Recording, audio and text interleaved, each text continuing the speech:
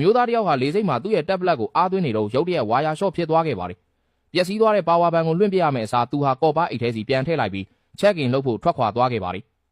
လုံခြုံရေးစစ်ဆေးချိန်မှာတော့ဝန်ထမ်းတယောက်ကအိတ်ထဲမှာပါဝါဘန်ပါမပါချက်ချင်းမေးမြန်းခဲ့ပါတယ်အမျိုးသားကတော့လိန်ညာခဲ့ပါတယ်အိတ်တွေကို X-ray စစ်ဆေးနေတဲ့ဝန်ထမ်းကလည်းအဲ့ဒီချိန်မှာအာယုံလွှင့်နေခဲ့တာကြောင့်အိတ်ဟာဘာပြဿနာမှမရှိဘဲလွတ်မြောက်သွားခဲ့ပြီးလေရင်ရဲ့ကုန်ပစ္စည်းတင်ကန်းထဲစီရောက်ရှိသွားခဲ့ပါတယ်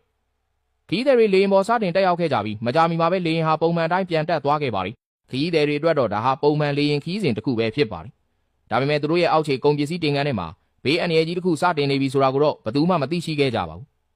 ပျက်စီးနေတဲ့ပါဝါဘန်ဟာအလွန်မင်းပူပြင်းလာခဲ့ပါတယ်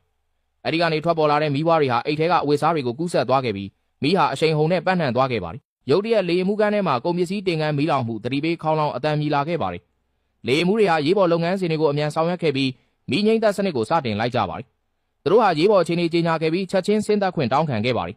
ဒါမဲ့လေကြောင်းထိန်းသိမ်းရေးကစိုးရင်စရာသတင်းကိုပေးပို့ခဲ့ပါတယ်အနည်းဆုံးလေဆိပ်ဟာရေမိုင်400ကျော်ကွာဝေးနေသေးတာကြောင့်သူတို့မှအချိန်လုံးဝမရှိတော့ပါဘူးကပတိန်ကမီးကိုကိုယ်တိုင်နှိမ့်သက်ဖို့ဆုံးဖြတ်လိုက်ပါတယ်အဖွဲ့ဝင်အချို့ကုန်ပစ္စည်းတင်ကန်းစီဥတီသွားခဲ့ကြပေမဲ့အခြေအနေကတော့မြန်မြန်ဆန်ဆန်ဆိုးဝါးလာခဲ့ပါပြီ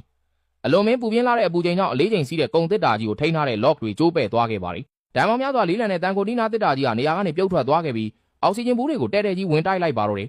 လေရင်တွင်းမှာပြင်းထန်လာတဲ့ပေါက်ကွဲမှုကြီးဖြစ်ပွားသွားခဲ့ပါတယ်တန်ဆာတွေကလေရင်ခုံကိုထိုးဖောက်သွားခဲ့ပြီးလေရင်ခန်းတွင်းလေဖီအားတွေရုတ်တရက်ကျဆင်းသွားခဲ့ပါတယ်လေရင်တစ်စီးလုံးထိတ်လန့်တုန်လှုပ်မှုတွေလွှမ်းမိုးသွားခဲ့ပါတယ်လေရင်မှုတွေကလေရင်ကိုခိတ္တမြထိန်းချုပ်နိုင်ခဲ့သေးပေမဲ့ကုန်ပစ္စည်းတင်ကန်းထဲမှာတော့လေးလံတဲ့တစ်တာကြီးဟာဆက်လက်လှုပ်ရှားနေပြီးလေရင်နံရံတွေကိုဘေးတစ်ဖက်မှတစ်ဖက်စီအပြင်းထန်ရိုက်ခတ်နေခဲ့ပါတယ်အရာရာကိုပြောင်းလဲသွားစေတဲ့ရိုက်ခတ်မှုကြီးတစ်ခုဖြစ်ပွားခဲ့ပါတယ်ကွန်တီနာတစ်တာကြီးဟာလေရင်ရဲ့အတွင်းပိုင်းအဆောက်အုံကိုဖျက်ဆီးပစ်လိုက်ပြီးဘယ်ဘက်အင်ဂျင်ကိုတိုက်ရိုက်ဝင်တိုက်လိုက်ပါတော့တယ်စက္ကန့်ပိုင်းအကြာမှာပဲအဲ့ဒီအင်ဂျင်ဟာပြင်းထန်စွာပေါက်ကွဲသွားခဲ့ပါတယ်ပြင်းထန်လာတဲ့ဖိအားကိုမတောင့်ခံနိုင်တော့တာကြောင့်ညာဘက်အင်ဂျင်မှာထပ်မံရပ်တန့်သွားခဲ့ပါတယ်လေရင်ရဲ့စွမ်းအင်အားလုံးပျောက်ကွယ်သွားခဲ့ပြီးအရေးကြီးစက်ပစ္စည်းတွေအတွက်လျှက်စစ်မိဘပြတ်တောက်သွားခဲ့ပါတယ်နောက်ဆုံးချိန်ဒီမှာတော့လေရင်မှုတွေဟာ RAM Air ထိုင်စနစ်ကိုစတင်လိုက်ကြပါတယ်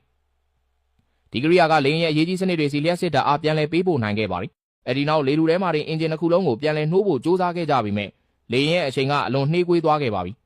အင်ဂျင်တစ်ခုလုံးပြန်လည်ပွင့်မလာခဲ့ပါဘူးအခုတော့လေစိတ်စီရောက်ရှိဖို့မျှော်လင့်ချက်မရှိတော့ပါဘူးနောက်ဆုံးမှာတော့ကပတိန်ဟာပင်လယ်ပြင်အလဲမှာအရေးပေါ်ဆင်းသက်ဖို့ဆုံးဖြတ်လိုက်ပါတယ်မဆင်းသက်မီမှာမီးလောင်မှုအန္တရာယ်လျှော့ချဖို့အတွက်ကြံရှိနေတဲ့လေရင်စီတွေကိုစွန့်ထုတ်လိုက်ကြပါတယ်လေရင်ဟာပင်လယ်ရေပြင်စီဖြည်းဖြည်းချင်းနှိမ်ဆင်းသွားခဲ့ပါတယ်ခဏတာတော့လူတိုင်းအသက်ရှင်သန်နိုင်တော့မယ်လို့ထင်မှတ်ခဲ့ကြပါတယ်ဒါပေမဲ့နောက်ဆုံးစက္ကန့်မှာလေရင်ဝမ်းပိုက်ဟာရေအောက်မှာပုံကွယ်နေတဲ့တန်တာကြောက်တန်းနဲ့ညှိတွယ်သွားခဲ့ပါတယ်ပြင်းထန်လာတဲ့ရိုက်ခတ်မှုကြောင့်လေရင်ဟာအစိတ်စိတ်အမောင်မှာကျိုးပဲ့သွားခဲ့ပါတယ်လေရင်မှုသတိပြန်ရလာချိန်မှာတော့သူ့မျက်စိရှိမှာဘသူမဆိုစိတ်လိုသွားစေနိုင်မဲ့ကြောက်စရာကောင်းတဲ့မြင်ကွင်းကြီးခင်းကျင်းနေခဲ့ပါတော့တယ်